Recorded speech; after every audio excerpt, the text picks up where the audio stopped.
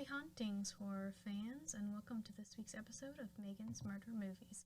I'm your host, Megan, and this week we are chatting about the film Silence of the Lambs. I'm super excited to talk about this one. It's probably going to be a little bit of a long episode, so let's just jump into it with a summary.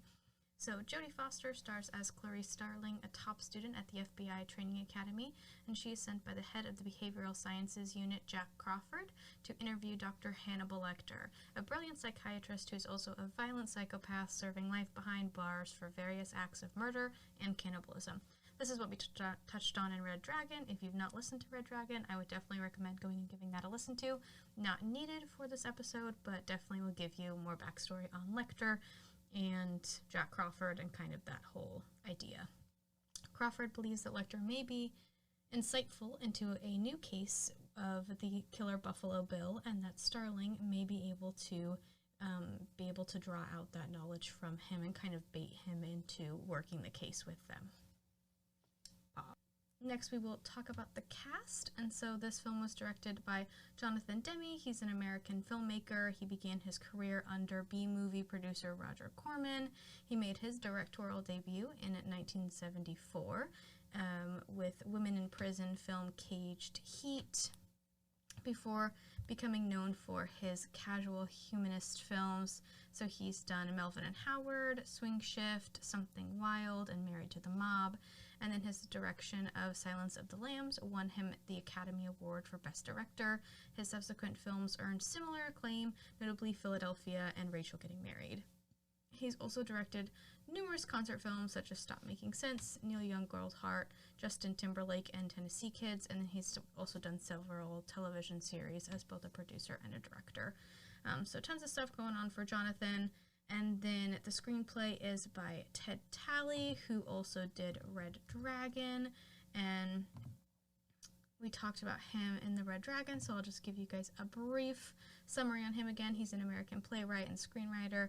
He adapted the Thomas Harris Silence of the Lambs and won Academy Award for Best Adapted Screenplay for this. He also won a Writers Guild of America Award, a Chicago Film Critics Award, and the Edgar Award for the Mystery Writers of America.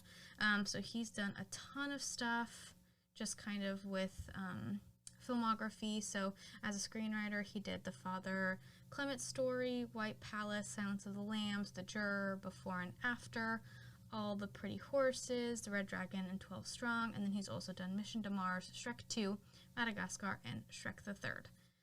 So we love Ted. Ted's done some great work. Love Shrek. Total classic. And let's get into the rest of the cast. So Jodie Foster plays as Clarice Starling. She began her professional career as a child model at the age of 3 and made her acting debut in 1968 in the television sitcom Mayberry RFD. In the late 1960s and early 1970s, she worked in several television series and made her film debut in Disney's Napoleon and Samantha. She also appeared in the musical Tom Sawyer and Alice Doesn't Live Here Anymore. She was also in Taxi Driver, and she won the Academy Award for Best Actress in that as well. And then she's been in the musical Bugsy Malone, and then she was also in the thriller The Little Girl Who Lives Down the Lane in 1976. So we'll probably talk about her in some other horror films because she's been in a few.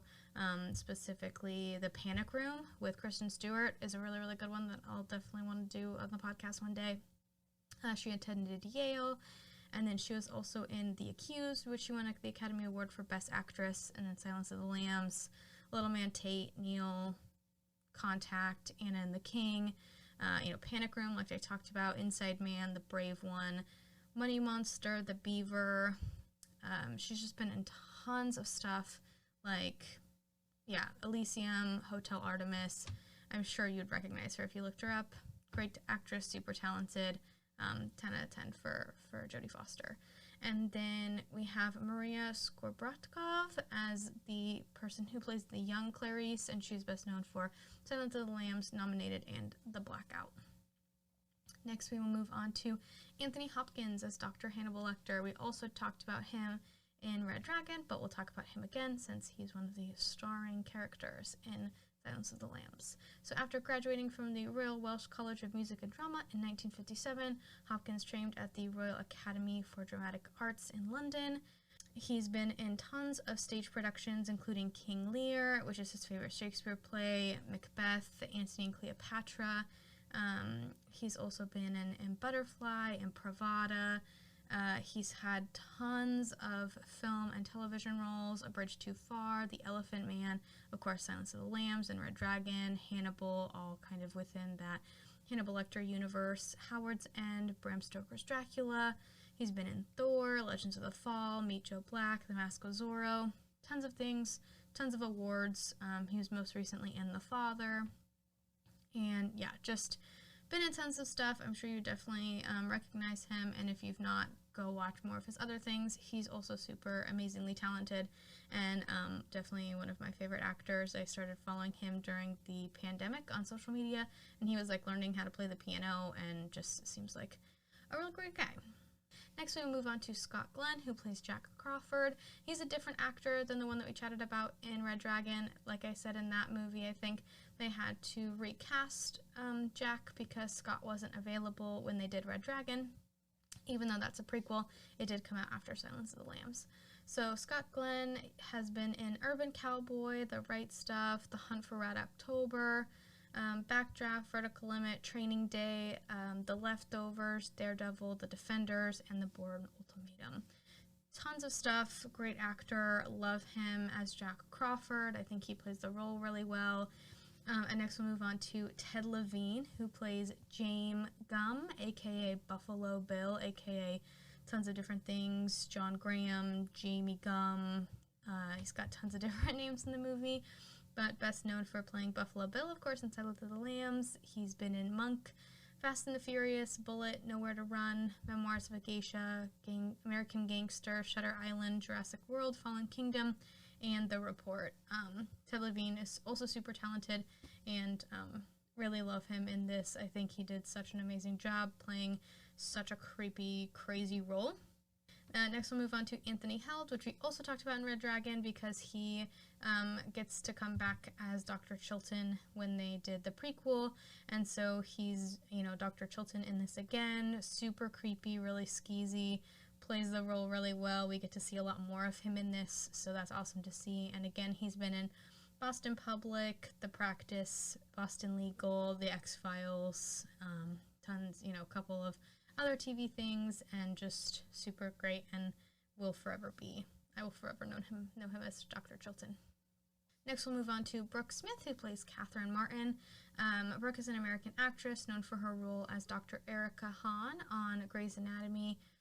She's also in Bates Motel, and she's been in Big Sky and the TV show Them. So Diane Baker's been acting since the 50s. She played in The Diary of Anne Frank. She was also in Journey to the Center of the Earth, the original, The Best of Everything, 9 Hours to Rama, Hemingway's Adventures of a Young Man, The 300 Spartans, Follow the Sun, Bus Stop, Adventures in Paradise, The Lloyd Bridges Show, The Nurses, The Invaders. She's been in tons of things. She's been acting for the last 60 years, and now she does a lot of kind of philanthropy work, and just amazing. And she doesn't have many scenes in this, but the scenes that she does have, she plays the character really well, and Senator Ruth Martin is very captivating, and plays that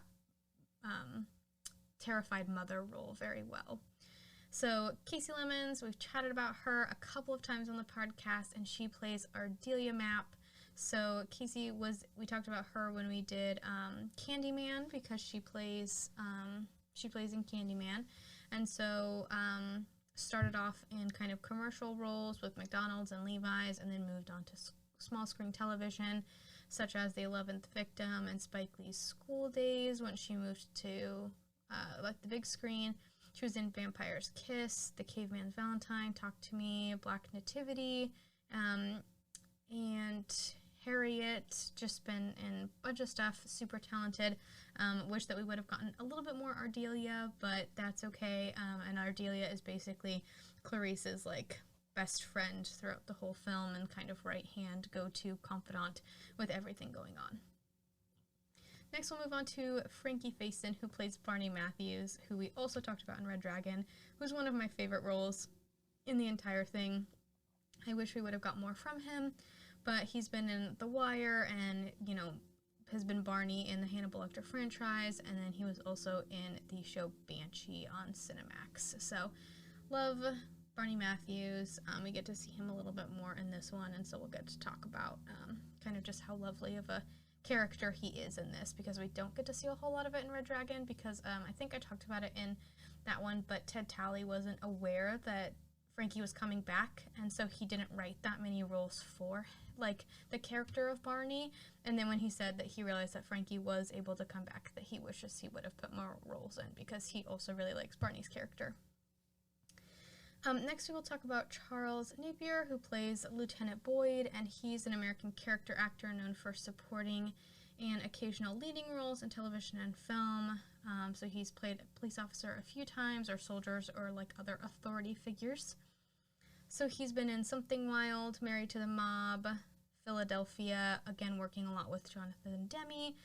He's also been in Beloved, and most recently The Manchurian Candidate, which Jodie Foster was also in, and one of the other characters that we'll talk about next was also recently in as well. So when I was going through doing the research, I was like, oh, they all kind of had a little re-meet, a little reunion on the set of that a couple years ago, which I think was kind of cool.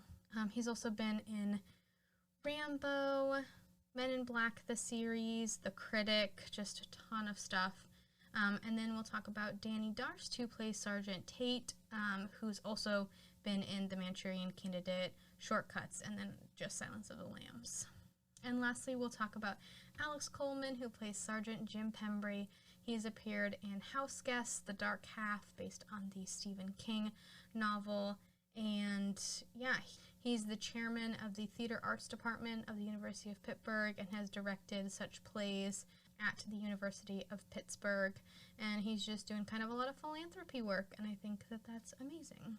So now that we've met our cast and we kind of know a little bit about summary of the film, let's get into some fun facts. So throughout the movie, men consistently underestimate or objectify Clarice, and the filmmakers do a really great job of communicating her discomfort and vulnerability via camera angles. And so a really good example of this is at the very beginning when she initially goes to meet Jack Crawford in his office.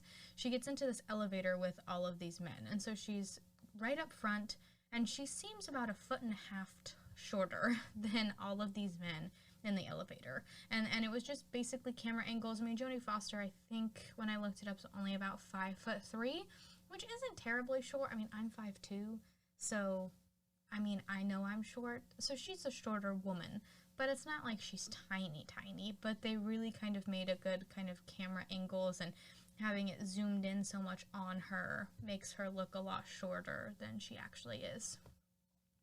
So Clarice graduated from the University of Virginia, and her education comes up 3 times during the movie.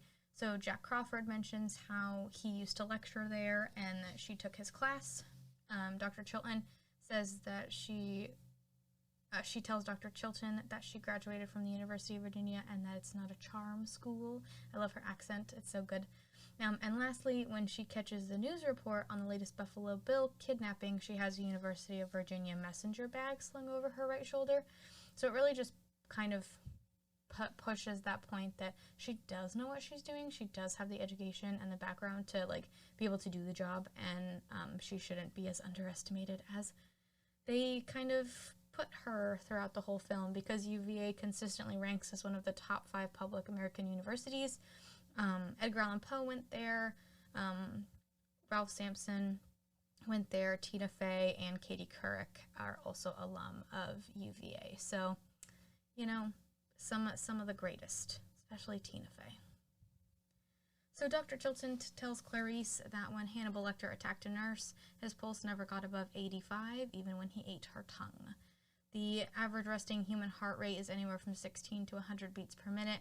And so it really just kind of shows that nothing really rattles Hannibal Lecter, because at one point in the movie, he ends up escaping later on down the film. We'll get to that in the scene by scene.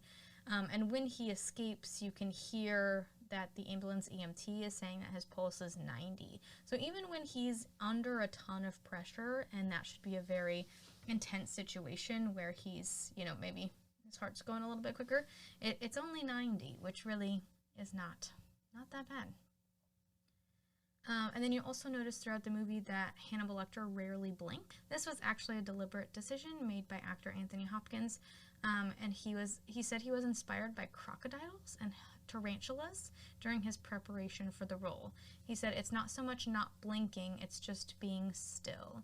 He said in an interview with Barbara Walters, stillness has an economy and it has a power about it. And so he kind of chose to keep that stillness and be able to hold that power in the moment by not blinking. And I didn't really pay attention, like, all of the years that I've watched this. I've never really noticed that until I was doing research for the film and I came across that. And so then when the next time I watched it, I like watched for the not blinking and I was like, oh, okay, yep. And it's very interesting to go back and watch and kind of look for those things when you've not noticed them so many times. But Anthony Hopkins actually was not the first choice for the role. They considered Sean Connery, but he turned it down when he found the script to be too distasteful. Had Hopkins turned down the role, John Lithgow would have played the serial killer. Years later, Lithgow would play the Trinity serial killer on the 4th season of Dexter, which I could see him being a good Hannibal Lecter, but I can't really picture, because I think Anthony does such a good job, I can't really picture anybody except for Anthony Hopkins in the role. But I do love Lithgow doing the Trinity killer in Dexter. That's one of my favorite seasons, is season 4. So it would definitely have been interesting to see him play that role of a serial killer, because he definitely has that in him, I think, to play that. I would love to see it. And so now we'll move on to chat a little bit about Ted Levine. So he's actually stated that he used to take a shot or two of tequila before each scene that he had to play Bill, because he wanted to kind of let loose and be able to get into that scary, kind of intimidating place, and he didn't think he could do it on his own. And so he thinks that, you know, a couple shots of tequila gets him in that comfortable spot where he can be kind of that menacing character. And he said that he landed the part thanks to his riveting audition, which he admitted to scaring them to death. In 1991, he was talking with the Chicago Reader, and he's like, I actually think my audition was better than my performance, because he tried so hard to just be so scary in the audition. And so Levine studied the most famous serial killers in history and found a common thread to root Buffalo Bill. By large, all these guys are really nondescript, ineffectual, powerless people. They want to have control over women, Levine noted. I took it a step further with Gum. Gum wanted to be a woman, not in the sense of being transsexual or transgender. I might use the term transsexual in the podcast, but that's not to be offensive. I know that's not really seen as a positive word now, but that's what's used in the book and throughout the film. So if I say it, I'm just pulling quotes directly from the actors, but I will try my best. It's not to be offensive. It's just that's how it's described in this process. The sense of being transgender, he wants to possess the female godhead, the power he perceives women having. He wanted to be his own woman because he wasn't having sex with his victims, he was simply consuming them. He just wanted to become them and embody them fully, because he felt, you know, Levine felt that Jamie Gum, aka Buffalo Bill, the killer in this film, was lacking that power, and he saw women as having that power, which I think is a really interesting kind of add-on. And I've not actually read the Silence of the Lambs book. I have read Red Dragon, but I've not gotten around to reading Silence of the Lambs, and so I think that that's touched on a little bit in the book, but they don't touch on it as much in the film as that being his motive of wanting that power that women have. So director Jonathan Demme originally wanted to cut out the scene of Buffalo Bill dancing, but Levine argued that the moment from the novel was pivotal to understanding the killer's psyche. So there's this scene that we'll talk about in the scene by scene where Buffalo Bill basically puts on a wig and makeup and is dancing nude acting, pretending to be, kind of a woman. And originally Jonathan was going to cut it. Demi was like, I don't think it's necessary. It's going to be uncomfortable for people to see. But like I said, Levine argued and fought for it to be in. He said that scene took a lot of courage. It wasn't in the script. And for me, it's a very moving scene. It identifies the pain and twisted psychology of this character. Levine opened up. From finding the right music, including tracks by Mick Jagger and David Bowie, various takes ranged from raunchy to gentle. They settled on Goodbye Heroes. So Levine took shots of tequila. Like I mentioned, Levine explained he wasn't born a killer. He was made one through years of systematic abuse. Billy hates his own identity. He always has, and he thinks that makes him a transsexual or a transgender, but his pathology is 1,000 times more savage and complicated. Unless we forget Buffalo Bill is actually a trifecta of serial killers, so they pulled inspiration, and Thomas Harris pulled inspiration from Ted Bundy, who would lure women into his van by pretending, or into his car by pretending to be injured. He had there's that famous, he would put a cast on his arm and ask women for help and act, innocent and broken. And then as soon as they would be close enough to his car, he'd whack them upside the head and put them in the car.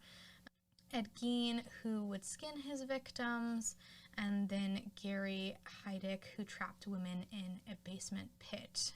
So those are kind of the three serial killers that he's, I guess you could say, Buffalo Bill is inspired by. I don't want to say influenced by, because that makes it sound like in that world he would be influenced by those, but that's the three real-life people who kind of inspired that character for Thomas Harris.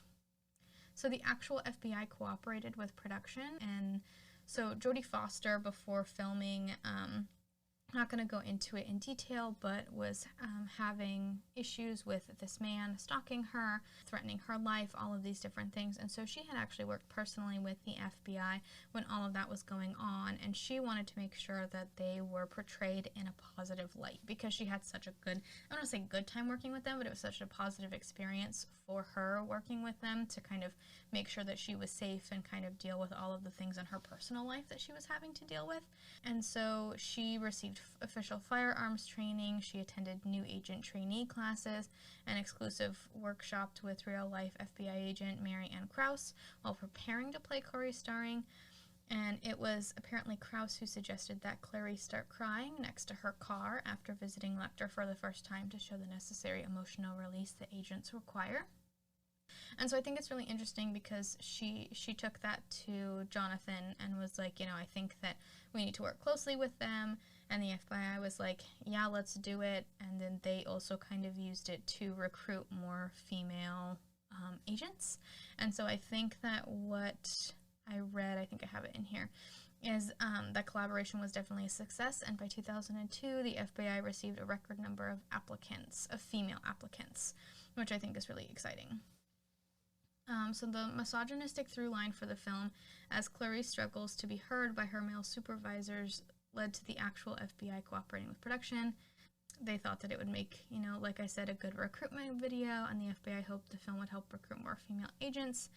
And so, yeah, they corrected details in scenes and even played as extras, and I think it was really cool, especially the scene at the end where they're gonna go, Jack and all the other agents are gonna break into the house that they think is Buffalo Bill's, and then it ends up not being. I guess most of those were real FBI agents, which I think is pretty cool.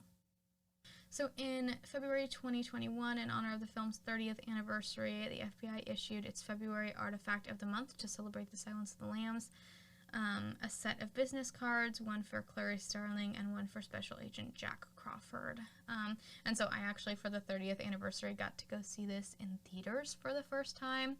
It was really amazing because, of course, this came out before I was born in theaters, so I never had a chance to see it in theaters, and so to kind of see it all on the big screen was really interesting because typically I just watch it on Netflix or on TV when it's on, so getting to see it on the big screen and witness everything with popcorn and all of that was super special, and I definitely recommend, if you're a film fan at all, whether it's horror movies or not, and there's older stuff that they're putting back up on the screen, and it's something that, like a movie that you really enjoy, go see it on the big screen. Just go give it a chance. Go see it on the big screen, because I don't think you'll be disappointed. Definitely great. And so then one of the last fun facts is that The Silence of the Lambs is the third film ever to win all Big Five Oscars. So it won Best Picture, Best Actor, Best Actress, Director, and Screenplay. So The Silence of the Lambs won, for Best Picture. Anthony Hopkins won for Best Actor, Jodie Foster for Best Actress, Jonathan Demme for Director, and Ted Talley for Screenplay, which is super great because thrillers/horror films typically are rarely ever nominated, let alone win. And so for them to kind of sweep the Big Five that year at the Oscars is amazing. And so then this is also something that we talked about in Red Dragon, but the last fun fact I just wanted to bring up again is the outside of the Baltimore State Hospital for the Criminally Insane is in fact the exterior for the Western Center Hospital in Canonsburg, Pennsylvania. It closed in 2000 but was saved from demolition after it was designated a historical landmark. And so like I said, it had closed down and wasn't in use when they did Red Dragon, and so they had to use a still from this film to add into the Red Dragon film. So if you've seen that one already and you're watching this one for the first time with the podcast, definitely be on the lookout for that picture. All right, so we've met the cast, we know some fun facts. Let's get into the scene-by-scene breakdown. I'm so excited to start talking about this one.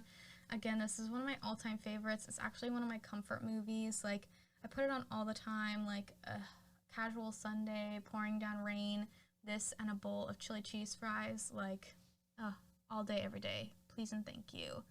I will say that this movie probably got me through most of my master's degree. Because anytime I was feeling overwhelmed or emotionally unstable with all of that stuff going on, I would just put this on Netflix because it was on Netflix during that time.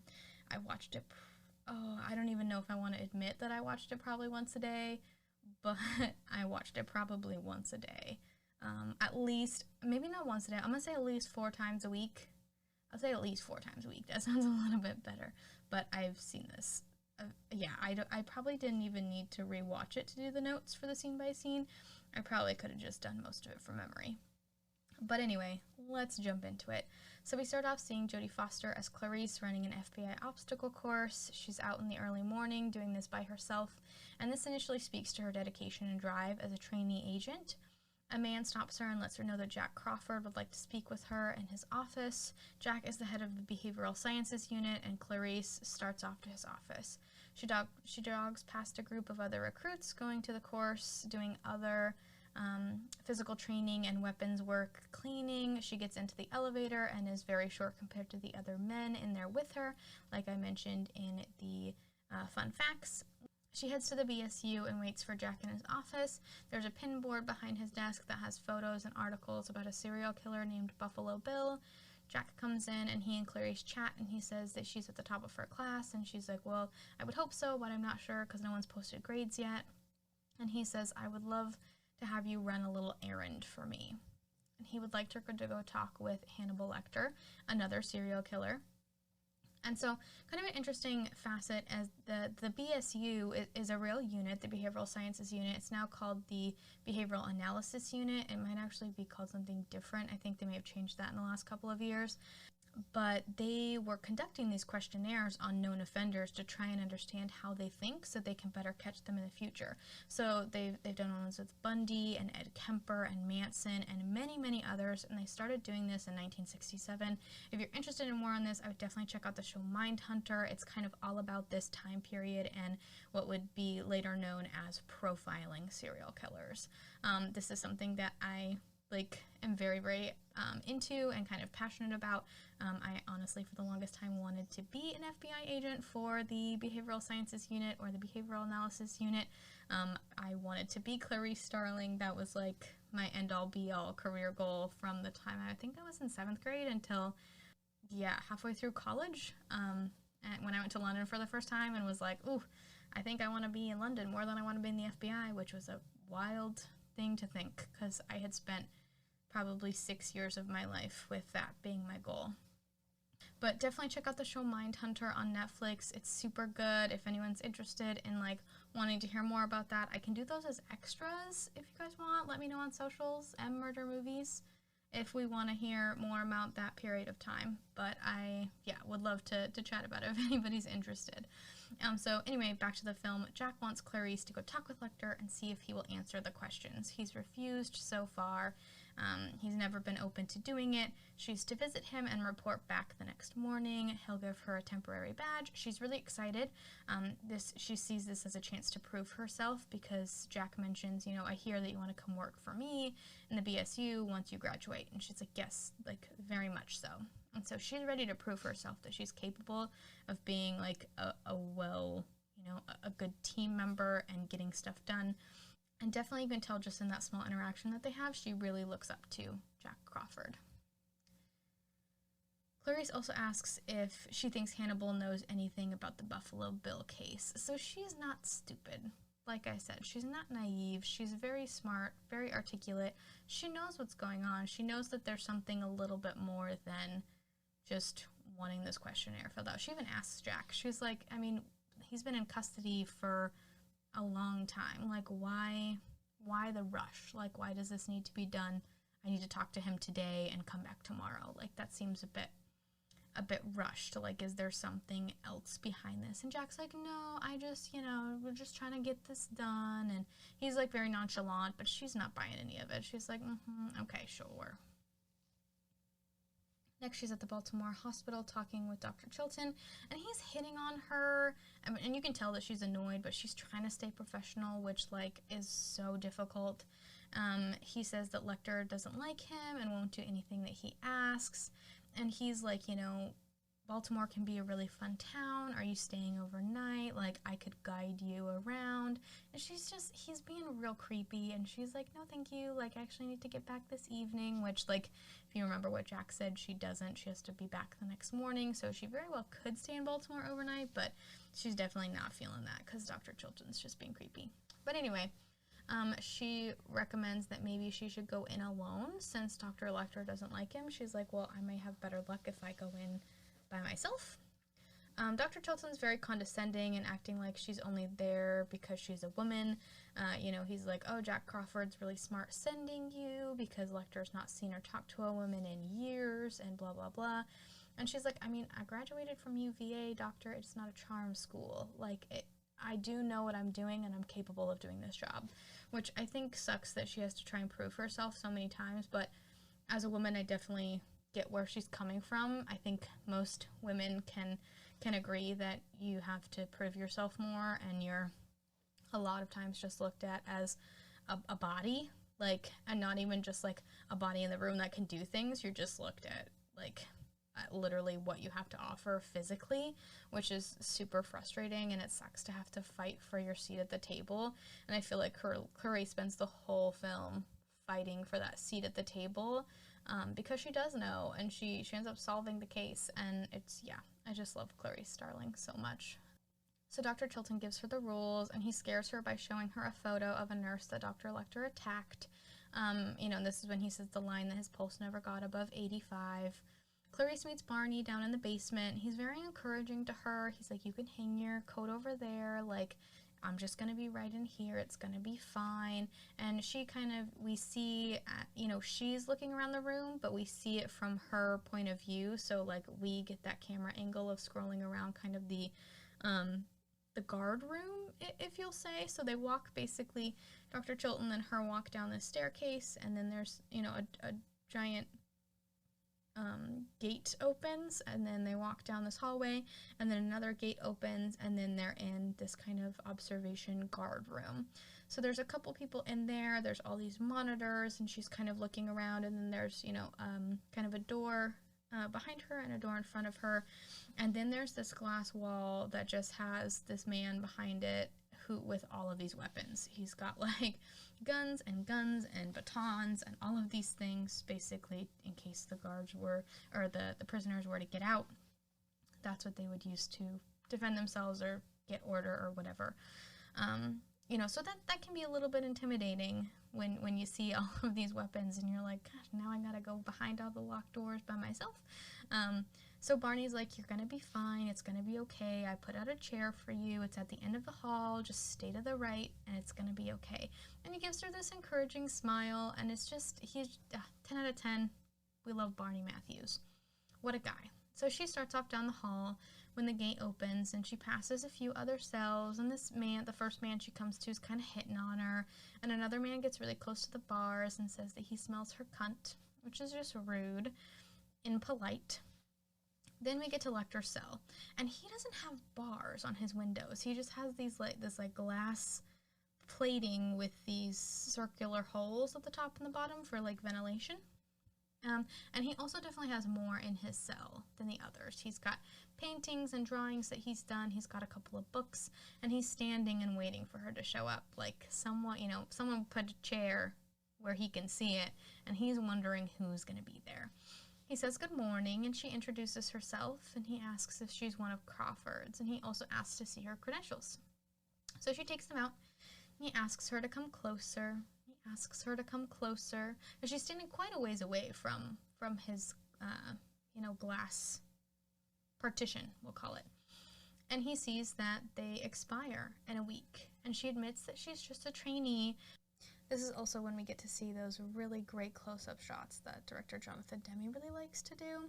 And so Lecter's a bit hurt and put off by the fact that Clarice is just a trainee. Clarice says, I'm here to learn from you. Maybe you can judge for yourself if I'm capable enough to do that. And that gives him the power in the situation, which was a really smart move on her part. And he even recognizes it. He says, well, that's rather slippery of you. And so he invites her to sit. He then asks what the man in the other cell said. And she tells him the truth. And then he tries to smell the same smell that the other man mentioned. And he mentions that he knows what skin cream she uses, and she knows what perfume she typically wears, but she's not wearing it today. And she moves the conversation to his drawings, and she's like, wow, that's a lot just from memory. And he's like, well, memory is what I have instead of a view. And he's very detailed, and she asks if he can look over the questionnaire. And then Lecter asks about Buffalo Bill. He's like, I want to know why he's called that. No one will say. The papers don't say why he's called Buffalo Bill. And Clarice says that someone from Kansas City Homicide made the joke that this one likes to skin his humps. Lecter then wants to know if Clarice had an idea about why he does that. He's like, and why do you think he skins them? She says that it excites him and that most killers take some sort of trophy. And he immediately answers with, well, I didn't. And she says, no, you ate yours. And he tells her to send the questionnaire through. So he's kind of testing her a little bit, and she's passing what I would say is passing all of these tests that he's giving her.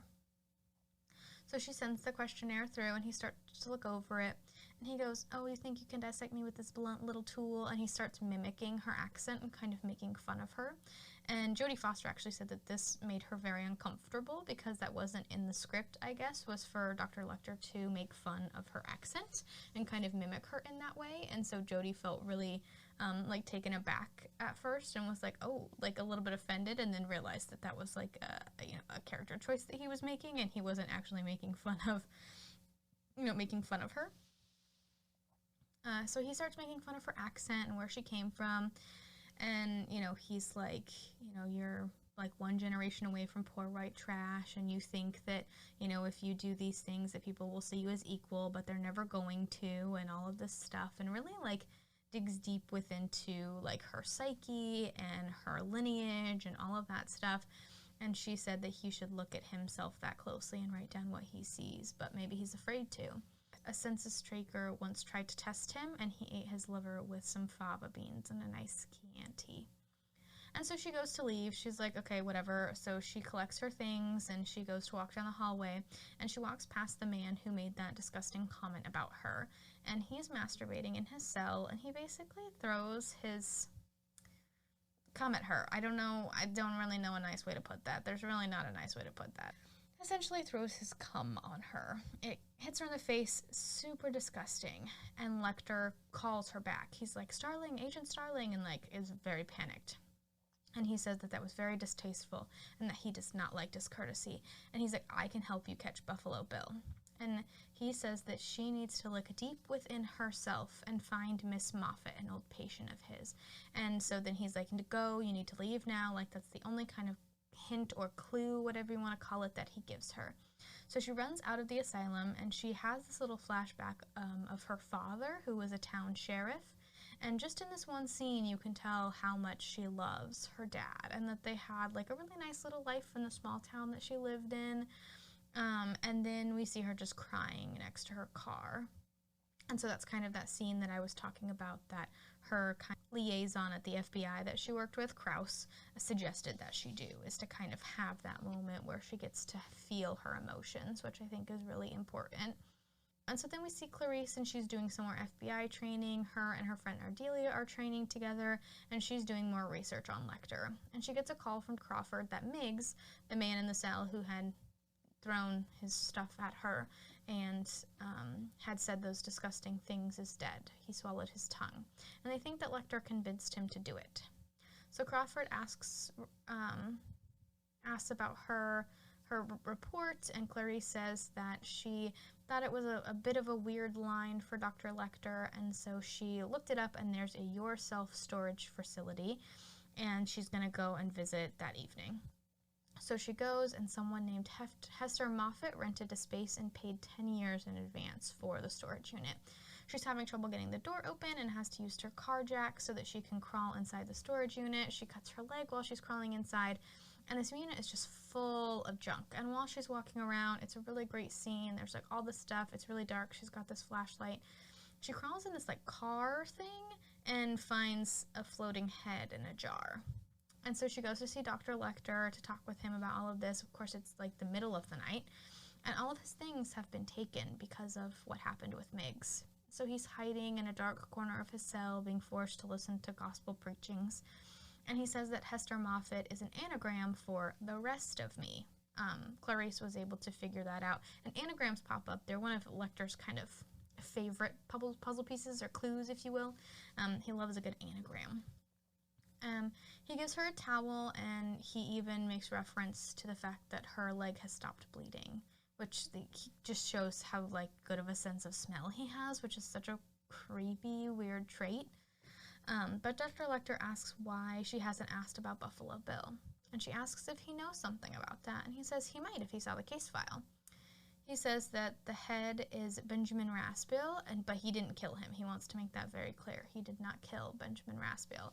Benjamin was a patient of his, but, you know, that their therapy wasn't going anywhere, so maybe that was the best case for him, which is kind of a bit cynical. But, you know, Dr. Lecter is also a serial killer, so we can't really expect him to be the kindest person. He insinuates that Benjamin Raspill was one of Buffalo Bill's first victims. Lecter then starts talking about Jack and Clarice in hopes of catching her off guard. He starts talking about them having like a sexual relationship. He's like, do you think that, you know, Jack sees you in that way? Do you think he thinks about you like that? And Clarice is like, that, you know, that doesn't really interest me, doctor. Frankly, that's the kind of thing Miggs would say. And Dr. Lecter just quietly goes, not anymore. And it's such a great little exchange between the two of them. So, of course, that doesn't work. That backfires on him. You know, he's trying to get a little rise out of her, and she's just, you know, not having any of it. Barney turns on the lights, and that's when you see that his drawings and all of his things are gone. And Dr. Lecter wants to offer a profile of Buffalo Bill in exchange for relocation to a different hospital. He's like, I can't stand Dr. Chilton. He's terrible. Like, I don't want to be here anymore. I want to be somewhere with the view. I want to, like, not be under his thumb anymore. I would be anywhere else.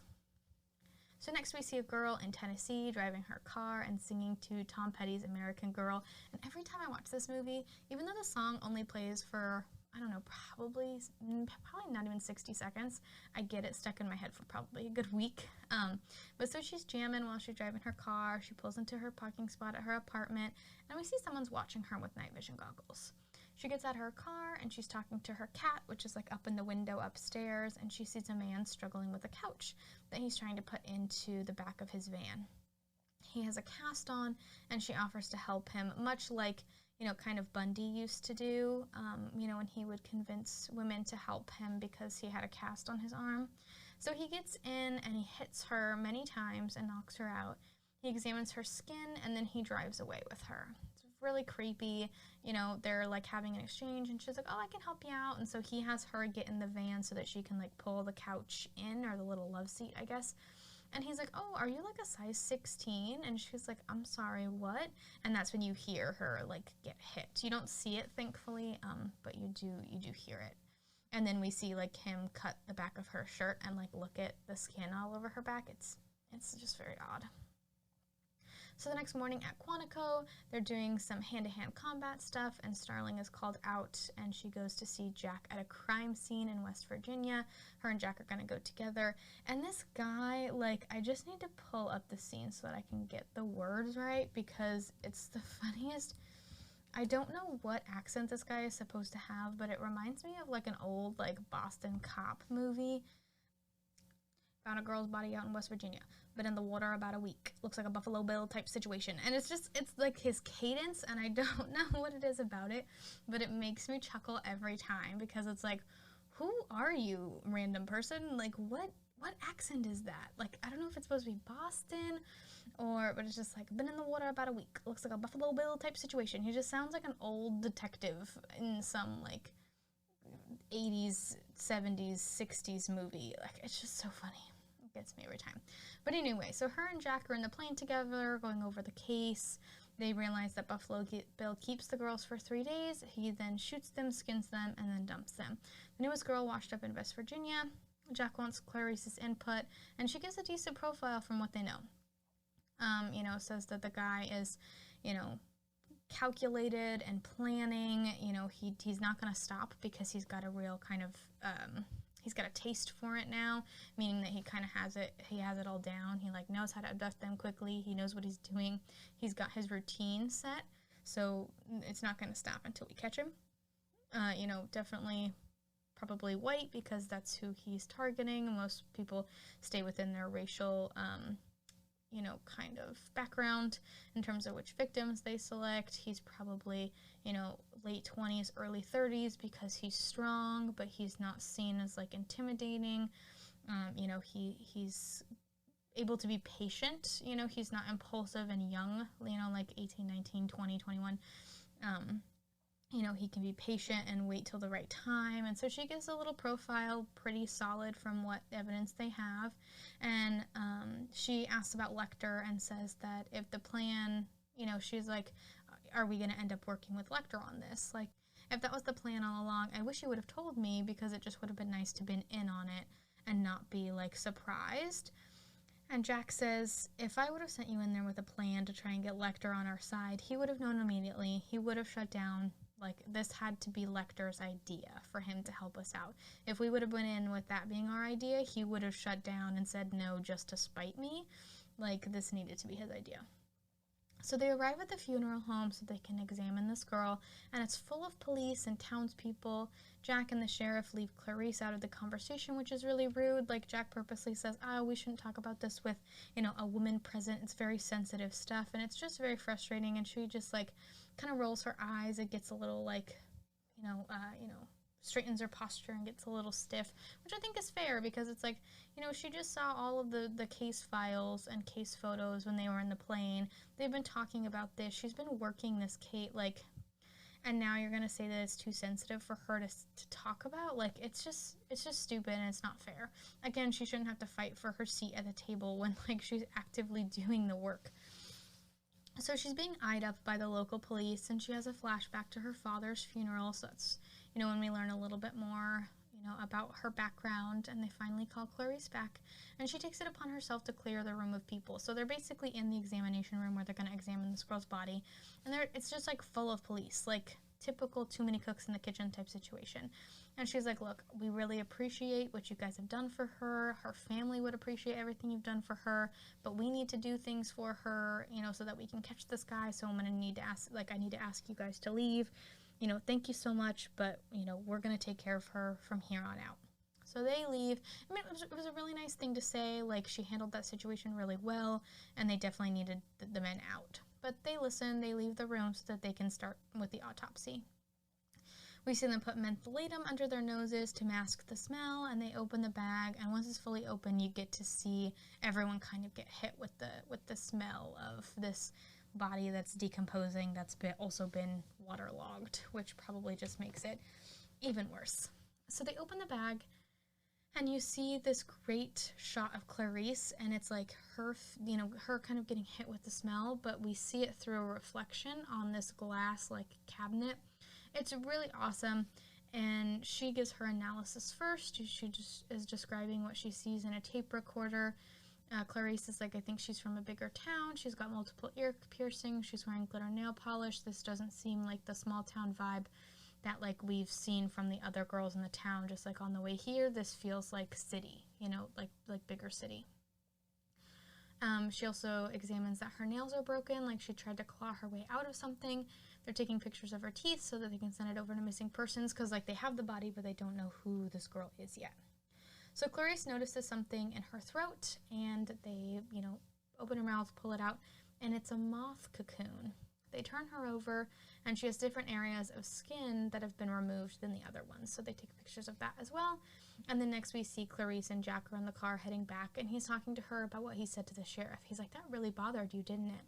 And she's like, well, cops look at you to see how to act, so it matters how you act. Like, if you leave me out, they're going to think it's perfectly fine to leave other women out. And he goes, no, that's valid, that's fine, that makes sense, and that's a fair point. And so then next we see Clarice going to visit a couple friends at a museum to figure out which bug belongs to this cocoon, like which species of moth it is.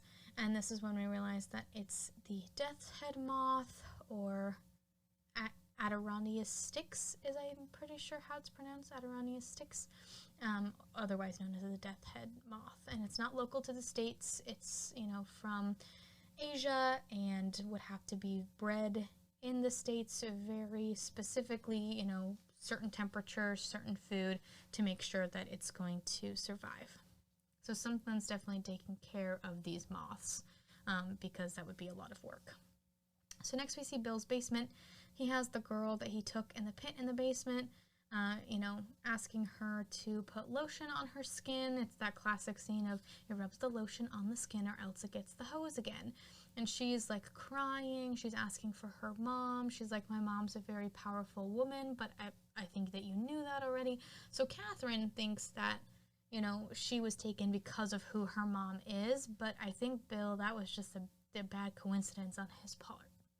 So the news breaks that the girl Catherine Martin, who Buffalo Bill kidnapped, or abducted, I guess, is the daughter of a U.S. senator.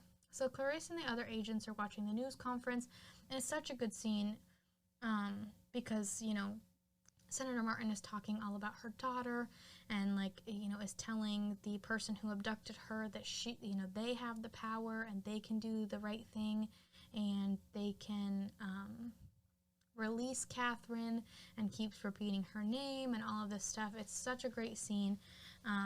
And Clarice goes to see Lecter again, and Dr. Chilton's really upset, and she tells him to take it up with the U.S. Attorney's Office.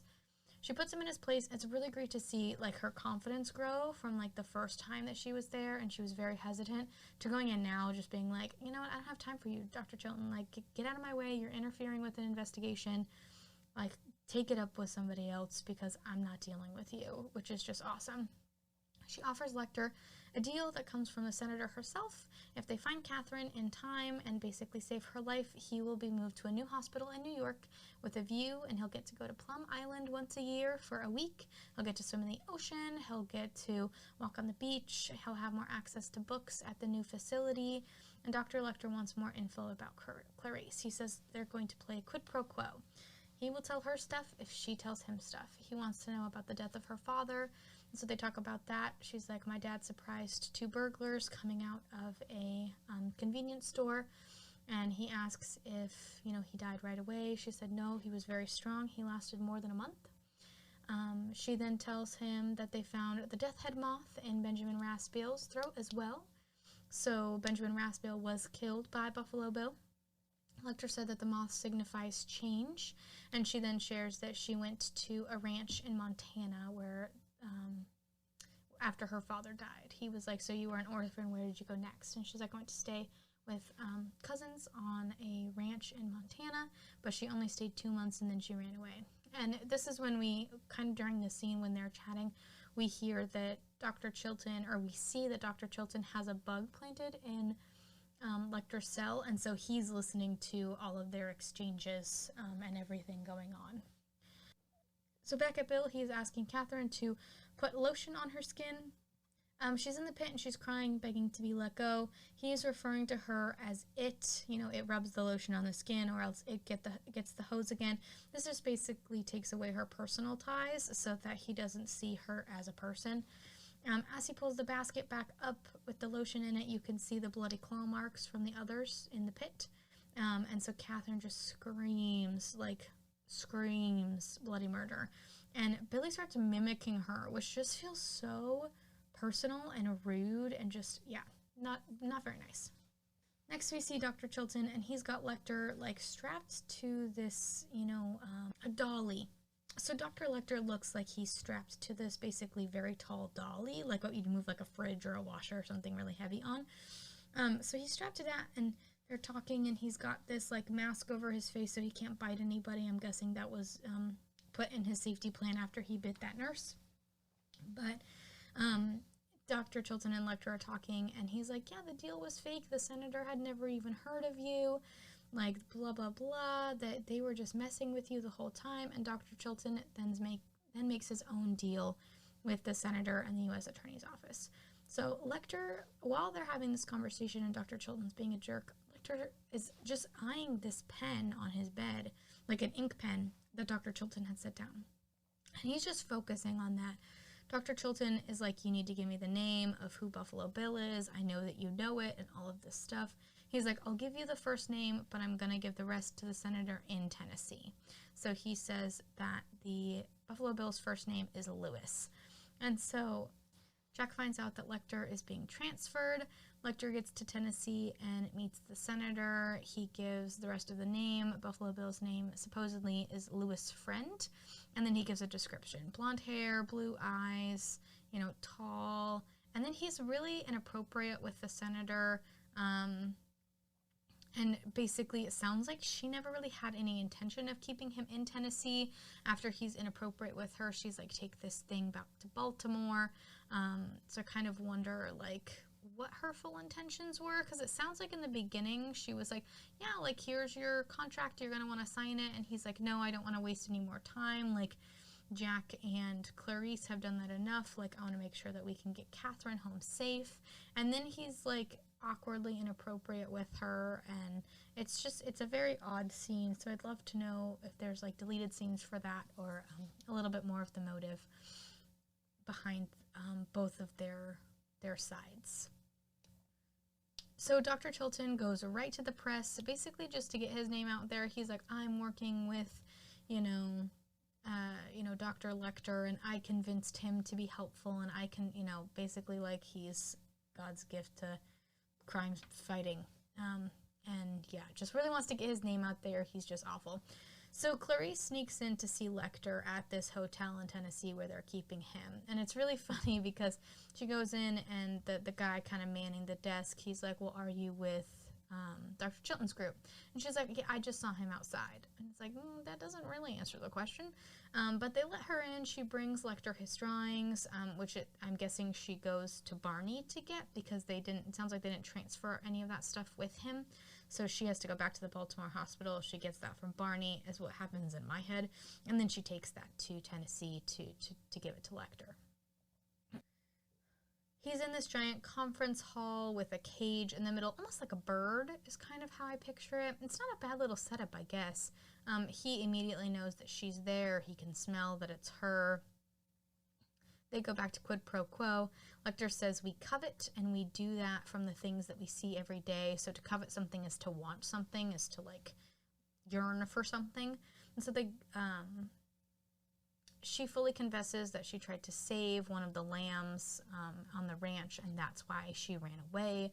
She woke up to the lambs screaming because they were slaughtering them. She took one, tried to run, and she didn't make it far. She didn't have any food, any water, and then after that, the rancher was so mad that she was sent to live in an orphanage in Bozeman. And he says that she still wakes up to the screaming of the lambs, or he asks.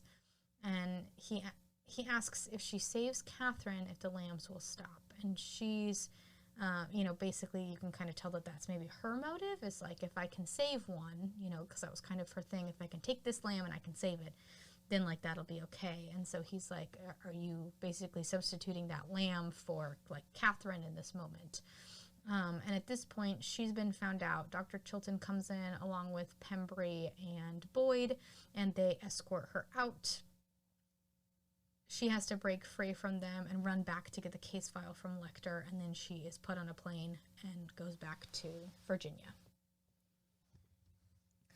Next, we see Lecter in his cell. He drew a picture of Clarice with the lamb. He asked for a second dinner, specifically lamb chops, extra rare. He has a bit of the pen in his mouth from Dr. Chilton, the one that he was, like, very focused on, and I'm guessing that Barney gave it to him, but I don't want to get Barney in trouble, so that stays between us. But Lieutenant Boyle and Sergeant Pembry cuff him so that they can put the plate inside of his cage. Pembry cuffs him, and Boyle goes inside with the tray. Lecter gets out of his cuffs with the, like, bit from the pen that's in his mouth and attacks them both. He bites Pembry and beats Boyle with basically a billy stick. He relaxes and keeps listening to his music. Pembry's alive and crawling, basically trying to escape, and Lecter catches up to him. The people downstairs see the elevator going up when it shouldn't, and they start hearing gunshots. The elevator then comes back down from 5 to 3, like floor 5 to floor 3.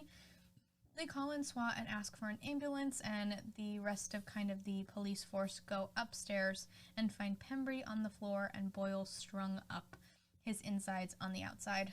Lecter is gone. Boyle's clearly gone, but Pembry seems to still be alive. Light breathing. SWAT goes in and they take Pembry away. There's this really great line of, what looks to be like a younger police officer, and he's like, I think he's still alive, and kind of the, more veteran guys like, well, you need to talk to him, like, and he's like, I don't know what to say, and he's like, just talk to him, it's Jim Pembry. And it's just great, because you can tell that it's, like, supposed to be a very tragic moment, but it's a great line. While they have him in the elevator, blood starts dripping through the ceiling, and they think that Lecter is on the roof of the elevator. They go up and they fire one shot in his leg. They're trying to get him to surrender or whatever, but he's not moving at all, and so it looks like Lecter may be down for the count. They open the flap in the elevator itself, and a body comes down. Next, the audience is in the ambulance, and Pembry's holding on, but then, plot twist, it's actually Lecter. He cut the face off of Pembry, put it on himself, and was wheeled right out, and basically the EMTs helped him escape. We see Ardelia get a phone call, and she starts sprinting down the hallway to go find and tell Clarice what happened. Clarice is like, I'm not worried. I don't think he's coming for me. Like, I feel safe. I think he would find that rude if he then came and came after me. Next, we see Billy. He's sewing in his basement, and Clarice and Ardelia are going through the case file looking for any more clues. They realize that Buffalo Bill probably knew his first victim from Ohio, Frederica Bimmel. They kind of go back to that line of, what do you covet? You covet what you see every day. That was the only body that Buffalo Bill tried to weight down. So she wasn't the first body found. She was actually the third, because she was weighted down, and so they think that he probably knew her. So the next morning, Clarice goes over to Ohio and to kind of go over things again and re-interview her friends and family. So she goes to the house and visits with the father, chats with him a little bit. She goes through Frederica's room a little bit and finds photos of her in her underwear, like photos that a partner would take, kind of like boudoir-esque type photos. And so she goes into the sewing room. I guess Frederica was really big into sewing and making clothing, and Clarice sees a pattern much like the skin pieces that were taken from the girl in West Virginia. Clarice calls Jack to tell him Buffalo Bill's making a suit out of the women that he's like, that's why he's cutting off the skin so that he can make a woman's suit. Jack is like, no, it's fine, we found him, we're on the way to get him, his name's Jamie Gum, and he also goes by John Grant or James Gum, and basically Jack thanks Clarice for all her hard work. He's like, we couldn't have done this without you. And then he hangs up, and she's like, oh, okay. So she's basically going to stay in in Ohio and finish her little rounds of interviews with people. So Catherine's able to lure Buffalo Bill's dog into the pit. The dog's name is Precious. It's a little white. I don't know if it's a Pomeranian. I don't know. It's a little white dog. It's cute. And she says that if he doesn't let her out, that she's going to kill the dog. And so while Catherine is setting that up, Buffalo Bill is in his bedroom area downstairs, dressing in women's clothes. He has on the wig, and he's doing the dance naked to that music, recording himself, like I talked about, the scene that, they were planning on cutting out, and then Ted Levine was like, no, I think it's really important to the story. So Jack lands in Chicago, where they think Buffalo Bill is, and Clarice visits one of Frederica's friends and said that she doesn't think that she was seeing anyone. She's like, if she was seeing a guy, I would have known. She said that they did alterations for Miss Littman. Clarice says that she needs to speak with Mrs. Littman and gets, her contact information and her address. Buffalo Bill is checking on his moths. There's like tons of them flying around the house. He's checking on them, taking care of them. Next, we see the FBI surround a house, and this is when Buffalo Bill sees that his dog Precious is in the pit with Catherine. They're arguing about the dog and, whether or not he's going to let her out or not. The FBI ring the doorbell, and we hear it in the basement of Buffalo Bill's house. And so Buffalo Bill comes upstairs, goes to the front door. It's actually Clarice at his front door. The FBI's at the wrong house. Buffalo Bill got the house from Mrs. Littman. In the book, we find out that Buffalo Bill is actually Miss Littman's son. It's a whole thing. So he tells Clarice that his name is Jack Gordon. So he sticks with this JG name, kind of alias, I guess, would be the best way to word it. He sticks with this JG alias every time he has to pick a new name. He says he doesn't know Frederica, but he read about her in the newspaper, and Miss Littman had a son that he may have the contact information for, but of course, he is the son. Clarice goes into the house, it's a mess, and she sees one of the moths. And it's slowly setting in that he's the killer. You can tell in her head, she's looking at things, she's putting the pieces together. He's asking questions about the case. He's like, are there any leads? Do you have fingerprints or anything? And Clarice is when she sees the moth, she's like, okay, yeah, nope, this is the real deal. So she kind of undoes the holster on her gun, the little safety strap, so that she can get to it quicker. And she's like, may I use your phone? And he kind of chuckles. And she pulls her gun, and he runs away, grabs his gun, and he runs downstairs. So she is full adrenaline. You can tell she's trying to get her jacket off so that she's not restricted by it. She's trying to go down the stairs. She seems shaky and unsure. Of course, her footing's not super great. She's going down the stairs. Her eyes are super wide. Jodie Foster kills it in this role. So she's so talented, and this must have been such an intense scene to shoot. She knows this isn't training anymore. This is the real deal. This is life or death. And this basement is a total maze. She finds the pit with Catherine and tells her to hold on. And Catherine's like, you can't leave me down here. And she's like, it's going to be fine. The other agents are on their way, which they're not. That's not what's happening. But she wants Buffalo Bill to believe that other agents are coming, so maybe he'll surrender, even though they both know he's not going to.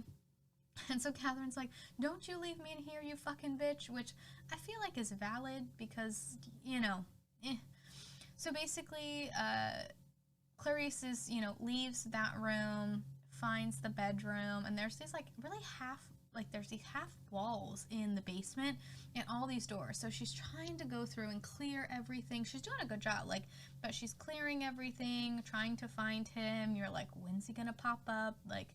She leaves to search for Buffalo Bill more and finds a room with all the moths. She also finds a bathroom with a dead body, which I'm guessing is Miss Littman.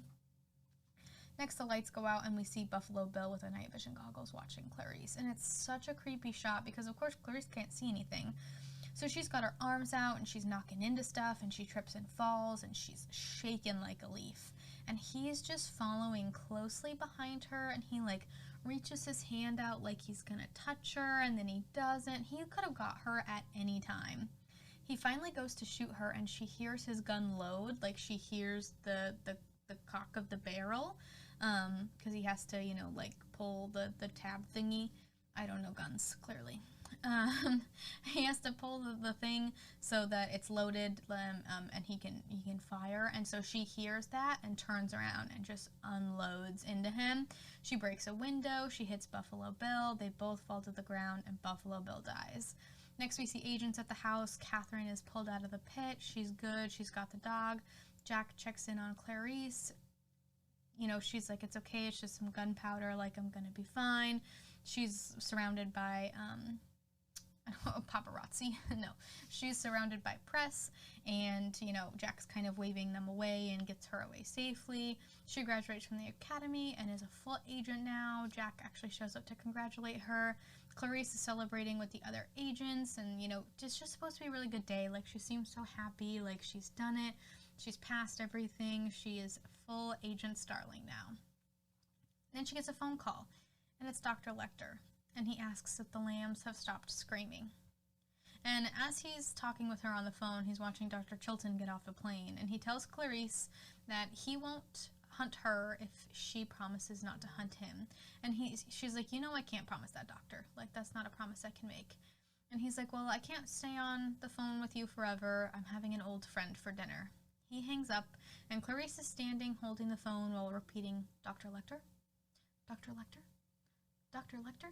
And you're like, honey, he's not going to answer. But she just stands there saying it. And the film ends with Dr. Lecter following Dr. Chilton down the road until they both disappear from sight. With the implication that Dr. Lecter will be killing and eating Dr. Chilton is what he means by he's having an old friend for dinner. And that is how Silence of the Lambs ends. And I love this movie so much. It's such a good one. Definitely a comfort film that I have, and I'm really glad that I got to do it on the podcast. I can't wait to do the May episodes that I have planned, you know, next week. So I hope you enjoyed today's episode. If you did, please rate us and follow us on either Spotify or Apple Podcast, wherever you listen. And if you want to keep up with what we're doing on socials and see my random memes and things like that, we are on Twitter and Instagram under M Murder Movies. So that's M as in massacre, Murder Movies on Twitter and Instagram. I hope everyone has a lovely week or weekend whenever they're listening to this, and remember to stay safe and stay spooky.